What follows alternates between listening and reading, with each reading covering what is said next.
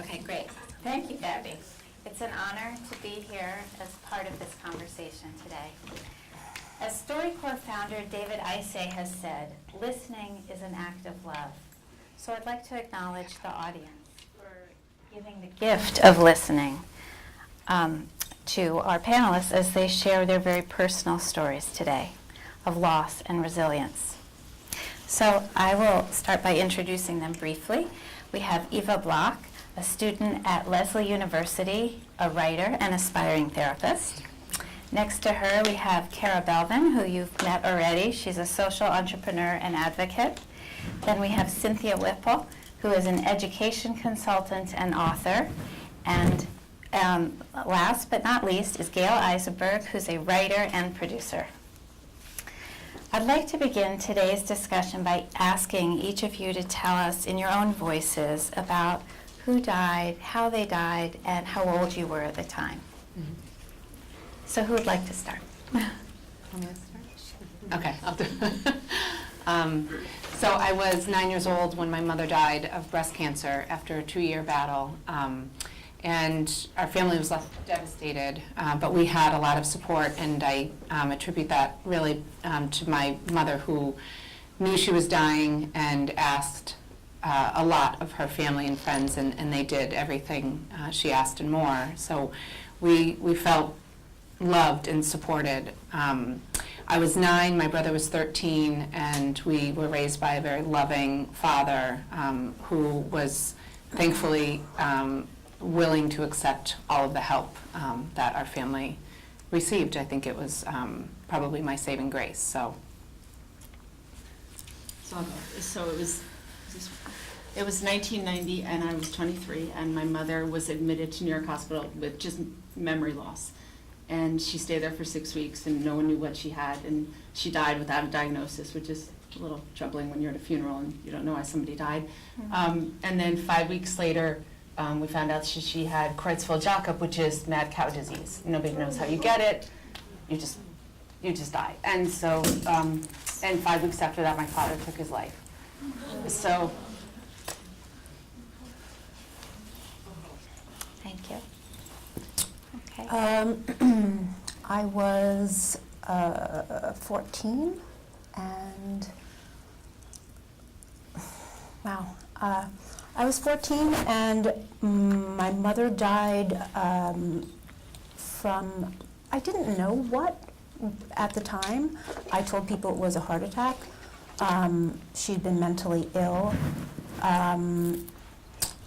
It was really crickets and tumbleweeds as far as talking about death. And I really didn't find out the truth. I had a death certificate that was incomplete. It had some determinations that need to be had, toxicology, and I didn't really find out until 2005 that it was a suicide.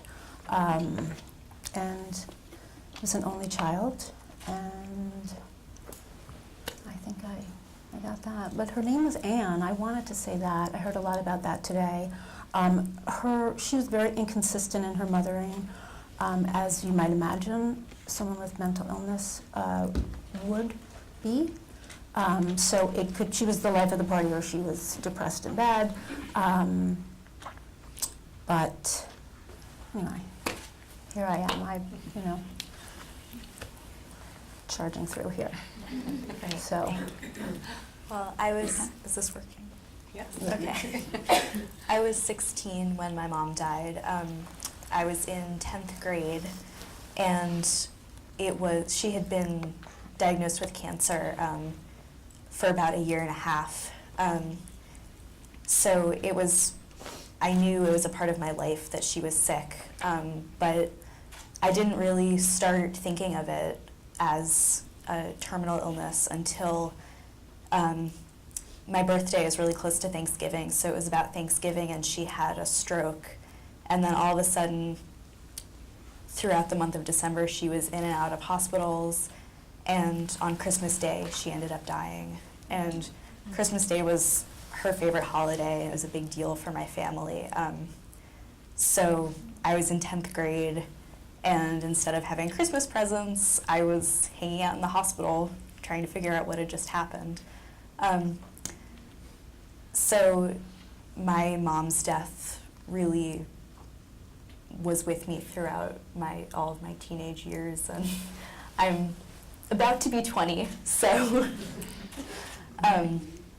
so just like everyone's been talking about today, it's these big life changes that bring back that grief, but I'm really thrilled to be here to be able to do something positive with that. Thank you for sharing that with us. So you do all share this bond of mother loss, and that's something very much in common, although we also heard a lot of differences in the how and the when. And those differences affect certain things. The how might affect whether or not there was a chance to say goodbye, among other things. The when can affect the stages of development that you were in, socially, emotionally, cognitively, to be able to cope with these major life events. And the hows and the whens also influence what resources were available to you, what kinds of support was available or wasn't available. And here we have quite a contrast in the decades. And the good news is that in 2017, as you've heard today, we have so many more resources online and in the community, and you've heard in particular about modernloss.com and also empowerHER.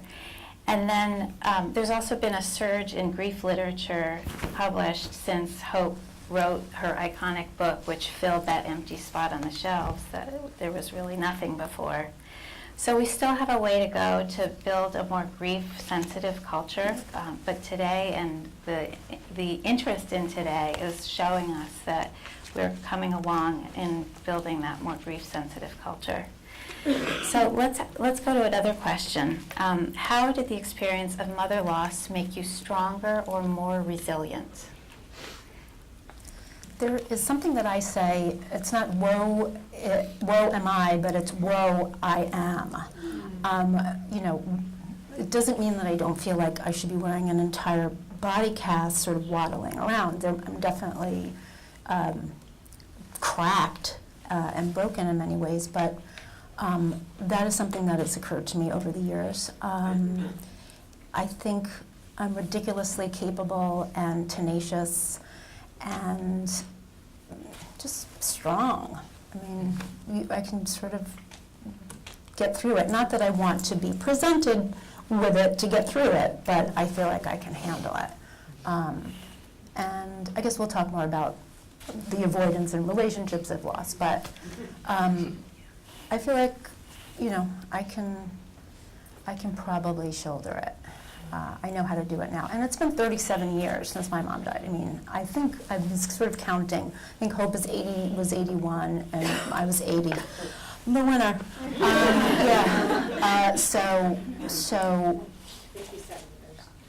Okay, but I meant on the stage. Whoever said that. No, I did. I meant on the stage. With a sense of confidence, self-confidence. Yeah. So, and that's been complete, avoidance and checking out at 14 and whatever. But I'll get to that when we get to that, I guess. Who else would like to chime in?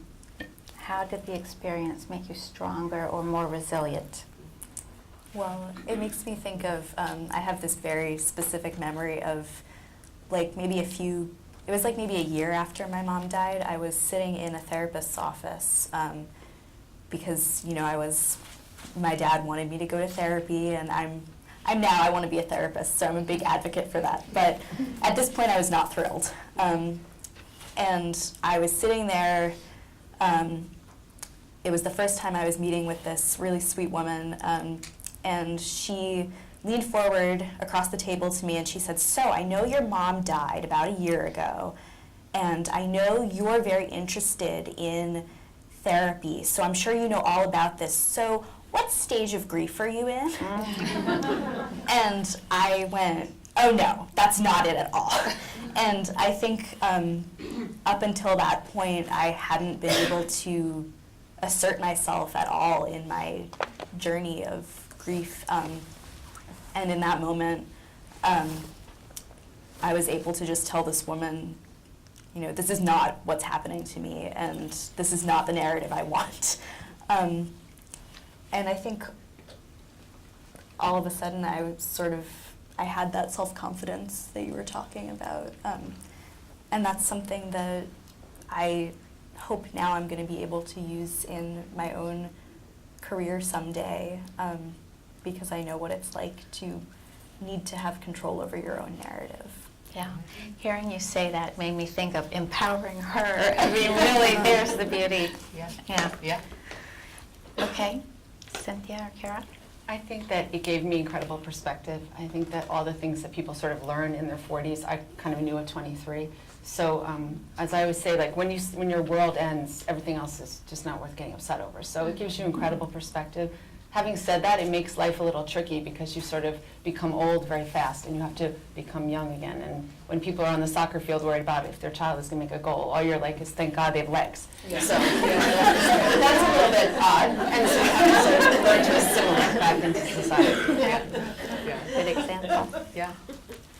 I don't have a great answer for it because I was 9, I was young, and so for me, strength, there was no option in it. So I think one thing that's gotten me through, especially even adulthood, is I had this terrible trauma. I want to call it a trauma. I had a traumatic event and something so indescribably difficult. Like I could borrow a line from Eva after my mother died, and so I had an event that was really out of sequence. So I would, go throughout my life and meet these extraordinary people and wonderful friends and family, but they would experience a trauma, or they would experience a really traumatic time in their life. And so I like to think maybe people could draw strength from me during those times because my strength started so young.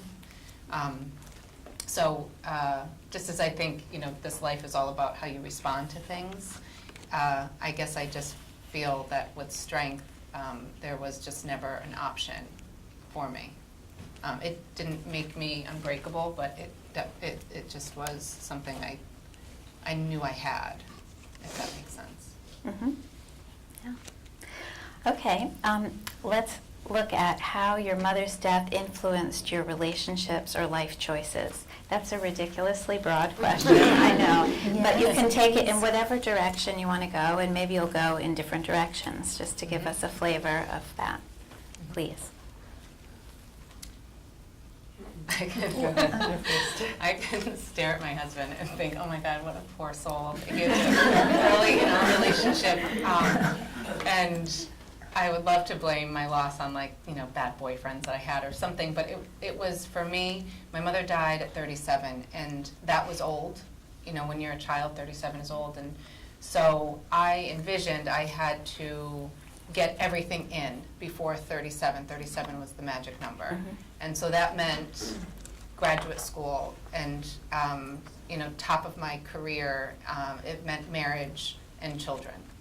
And it had to happen before 37 because I thought I shared the same fate as my mother. So with that came an incredible amount of anxiety. Mm-hmm. So my 20s and 30s were really fraught with, really at times, unbearable anxiety. That's not the best part of grief. I'm on this different side where I see a lot of the beauty in grief. But at that time, it was really debilitating, just being on this Pressure, enormous pressure. And in some ways, the pressure served me well to live her legacy.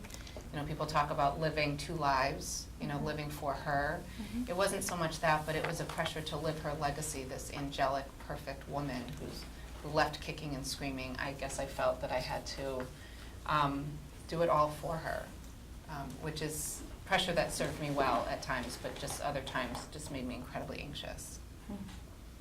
Thank you. I guess I can go. I never really had very inconsistent mothering.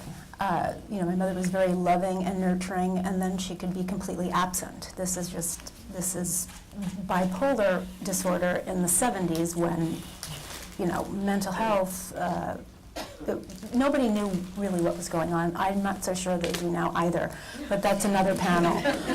But I mean, this is a woman, and she was a bit of a victim of her time, which I'll get back to, but I didn't really have a lot of guidance.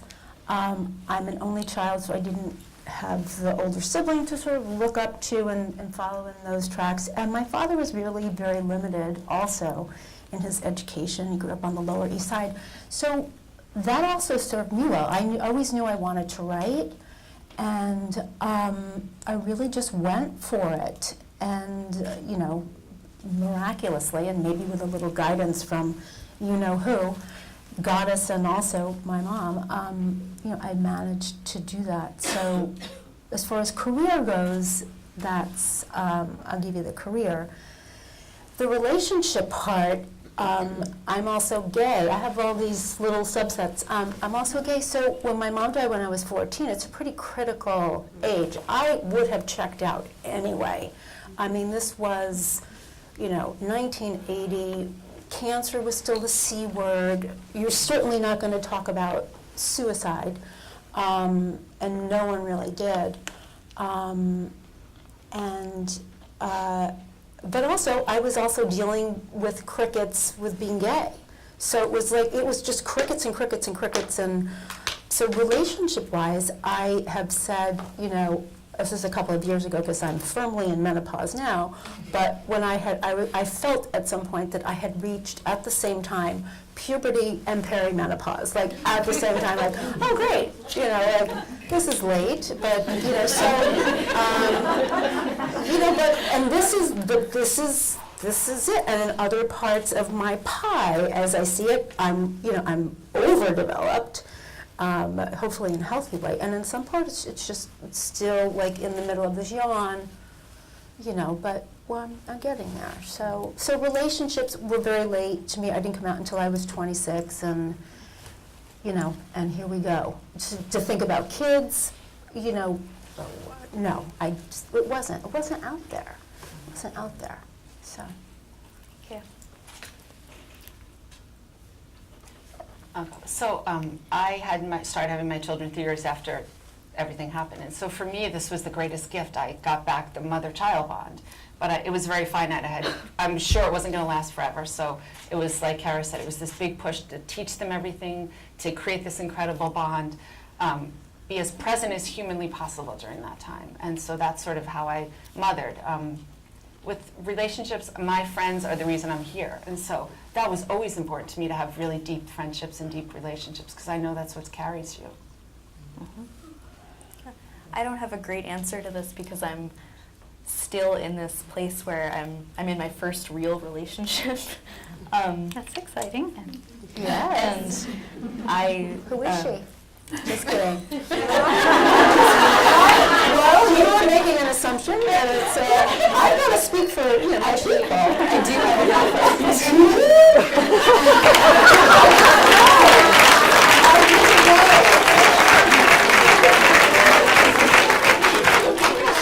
a join the circus. All right, right on. My brother and I were my brother's 17, and he has his first crush right now. And we were joking recently about, the stereotype that he's carrying, that he's a young boy without his mom, and he was saying, oh, am I having this crush just because I miss my mom, and, am I gonna look for in a girlfriend like everything that I would look for in a mom, and am I gonna be stuck in that weird Freudian thing? And I was like, well, I'm also looking at my girlfriend right now. Right. I don't know how to feel about that. But That's so funny.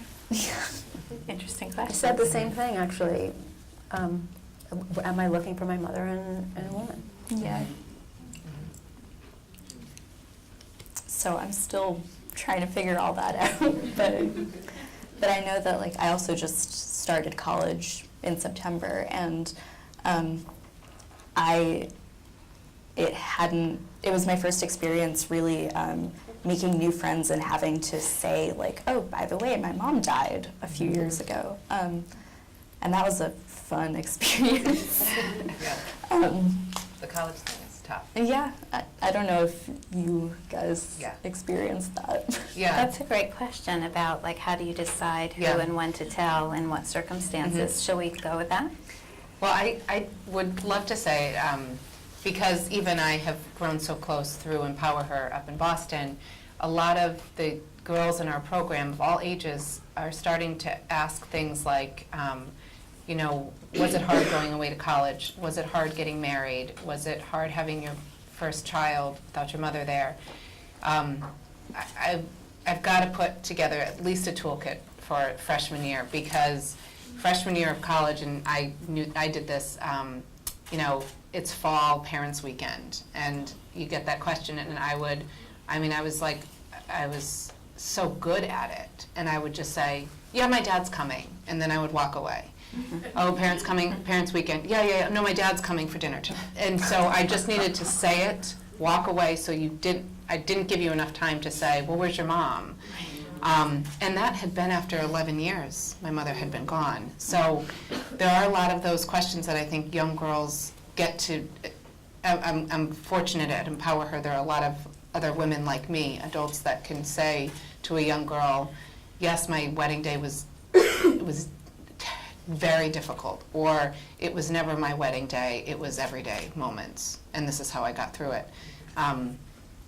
So sometimes I think, you know, having a script in your back pocket, I didn't have the tools at 18 years old to say, and I certainly didn't have the courage to ruin people's good time, you know, and to say, no, actually, my mother died when I was 9 years old, because immediately I would just suck the air out, and, you know, yeah, so I still don't have a great one, but if anybody has a script, just flip it to personal, put it on her website. That leads directly into my next question, which is, given the experience the four of you have had, what wisdom or supportive message might you have now that you could give to your younger self? And that might be helpful to other people going through grieving, but it might be really unique to you. So what comes to mind there? This is, I say it about other things, but it certainly applies to grief, and it's one step forward, two steps back, 3 steps sideways. It won't be long now. You know, so it's just like, all right, you know, whatever that is. Also, I think, you know, try not to have any expectations. Put pressure on yourself. And then I guess I would like to tell you this story, and it happened, it was a 3-year-old I was playing with, my step-niece. This is many years ago, and she was sucking on an ice cube. And when the ice cube fell out of her mouth, she started to cry. And I picked it up and I wiped it off and I gave it back to her, and she stopped crying. She continued to suck on it, and it fell out of her mouth again. She started to cry. I cleaned it off, I gave it back to her. And this happened a few more times. And at some point, the ice cube melted in her mouth, and she looked at me. I'll never forget this. It was profound. And she just walked away. Now, the ice cube wasn't around anymore, but she knew it had become a part of her. It wasn't a part from her, it was a part of her. And that was like, from a 3-year-old, I was like, oh my God, that was profound. So, and that's really the message, like, you know, our mothers are with us. They're not, they may be apart from us, but they're a part of us. And now I'm gonna, no. Thank you. No. So that is something, you know, that I got that, and it was a 3-year-old. I guess also from that, you know, look for wisdom in unusual places and small, you know, little people. I guess can find a Great illustration. Yeah. Anyone else? I would say that as long as you're here and you have the gift of being here, you have to try every day, and so you have to do the best you can. I think I would also tell the younger self that, you know, everybody in their life gets sad things. It's just when you get it too young, you're not equipped to deal with it. So you'll be like everybody else, but much later in life. That's a good one. Yeah. Yeah. I remember, like, right after my mom died. Actually, I wanted to watch Game of Thrones. And That was a plug.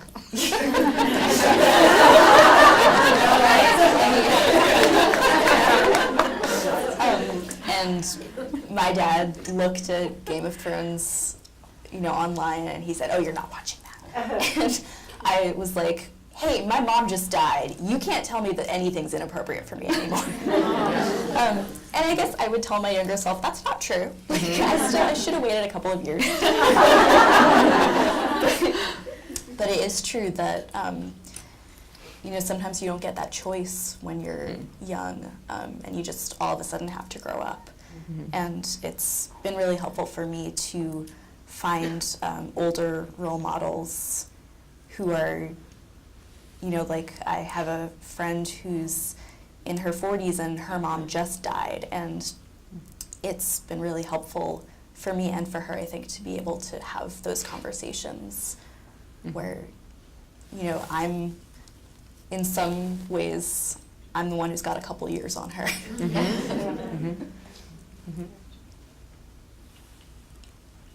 right, thank you. We're good on that? Yeah, great, All right. yeah.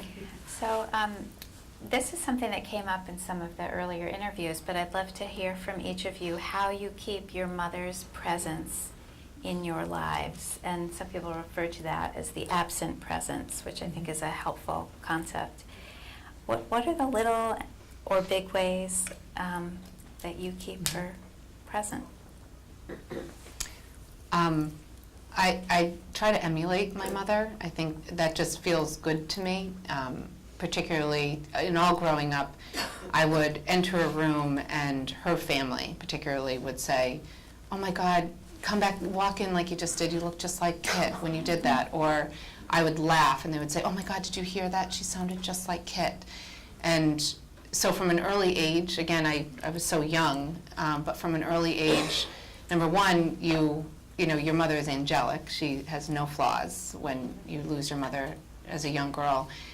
So you want to emulate her. And as I got older and I learned about her flaws, I fell in love with her even more. I found it funny that she wasn't always perfect. And I feel closest to her, and ways that I am constantly thinking of her are, and I guess my most proud moments are the times when I feel most like her, and it's not just that I look like her, but it's just doing something that scares me. She had real courage, and so an act of bravery I feel Like closest today. to her. Yeah, this isn't easy. Yeah, so I like doing things that, I always tell myself, you can do hard things, because she did. And so I think about her all the time, and I continue to emulate her. And now that I have a son and a daughter, and my son, probably the greatest gift I could give, my mother and her family, we named him Murphy. My mother's name was Kit Murphy, and we named him Murphy, and he is such a Murph. He looks and sounds and talks like her brothers, the Murphys, and I love that. And that's maybe going to be some pressure on him, maybe to live her legacy too. But naming and talking with my kids about Nana Kit, who they don't know, but she would have been Nana Kit, and I'd love to share with them about who she was. Nice. I'll say Cynthia? the same way. Like, as much as I can emulate her and be like her, that's such a gift to me to be able to do that. She always also sat around and had big conversations about life, big conversations. So whenever I torture my children with that at the kitchen table, I feel like I'm remembering her.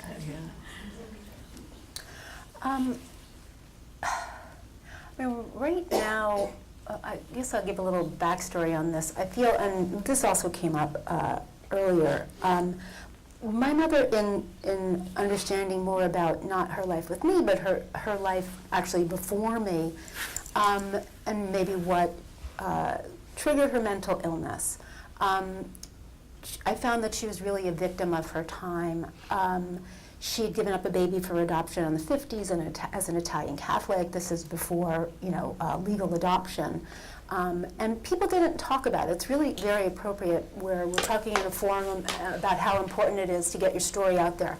This was forget about it, much like death. Forget about it and move on. You gave the baby up, especially Italian Catholic, go. And I think that environmental factor did trigger tenuous wires that led her into mental illness. Also victim of her time in the 70s when who knew how to really treat this? And electroshock therapy, which she underwent, people still don't know why it works. But there's something that my aunt told me my mother used to say about herself, and that was, I like to say it plain. So she was a woman who was talking about that baby I gave up and how she felt, and mental illness and how she felt. She liked to say it plain, and I feel like I'm saying it plain. Yeah. Like, I'm out here, how much more plain do you need it? Yeah. I'll spell it out for you. So that's something in the legacy part of saying it plain, and that's sort of before her time. It's very, people are still shrouded in secrecy about giving up their children and mental illness. So we have to keep, these are other panels, I realize. We do other conversations, but it's important to talk about this stuff, and just, because that's part of the problem, is the secrecy in all of this, so. Well, I love what you're saying about the importance of talking about things. I know that my mom, when she was sick and I was watching her go through that, it was, this kind of horrible ordeal for her to have to grapple with her own mortality. And, she had kids that she was trying to take care of, and she was trying to make sure that my dad was okay. And I feel I got to watch her reach out and make connections to all of her friends and her family, and she was not shy about saying, I'm going to need your help while I go through this. And I'm a person who it's very hard for me to ask for help, even when I know I need it. So I think the way that I keep my mom close to me, and the best lesson that I got from her is just, we need to talk and we need to reach out to people, and nobody can go through life by themselves. Mm-hmm. Well, that's a lovely note to end on. Let's thank